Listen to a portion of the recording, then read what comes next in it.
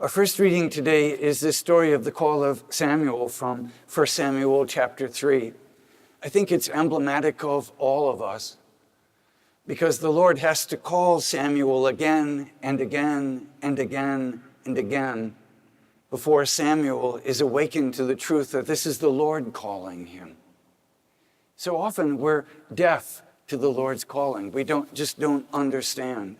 And the Lord calls us in many different ways, doesn't he? Sometimes he calls us, and I think this is when we think of the Lord's calling us, we think of, okay, I enter into deep prayer. I'm praying the rosary. I'm receiving Holy Communion. I'm meditating after communion. I'm making a holy hour. And I feel this prompting in my heart. And I know it's the Lord. Certainly that's one way the Lord speaks to us.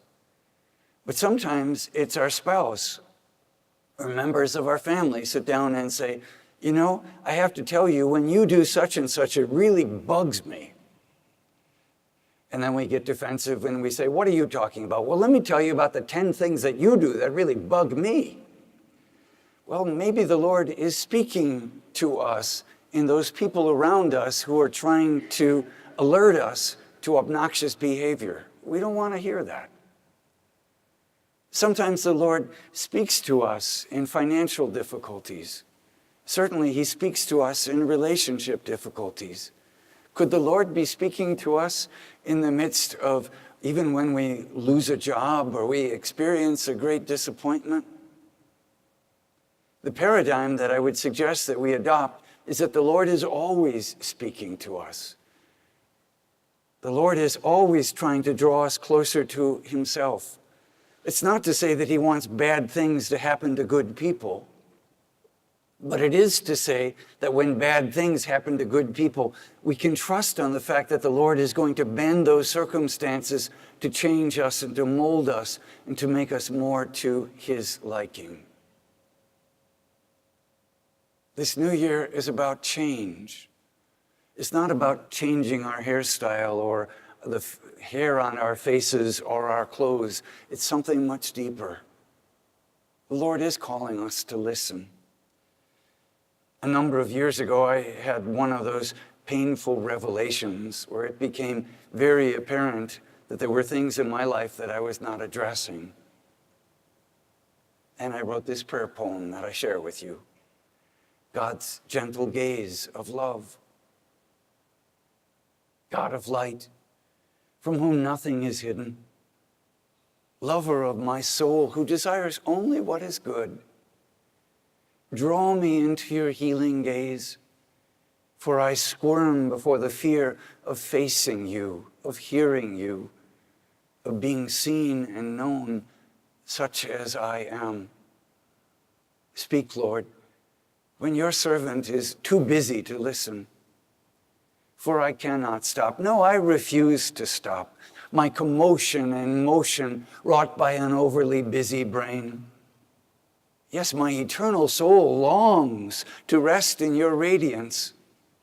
And yet I resist you, Lord of my longing, choosing familiar habits, well-trod paths, shortcut choices that wed me to perpetual pain. Speak, Lord. Your servant must learn to listen. Stop me gracefully, Lord. Open my ears to the song of your voice. Redirect my gaze from myself to yourself, from my fiefdom to your kingdom, from who I am to who you create me to become.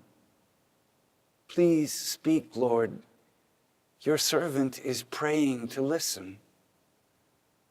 Bend my will away from my projections and rejections to your oh so gentle persuasions. Draw me to rest in your gaze, naked without shame, to trust in your call and accept my holy imperfection, being seen, known, called gently by my name, forever loved by you. Speak, Lord, your servant is listening. Amen.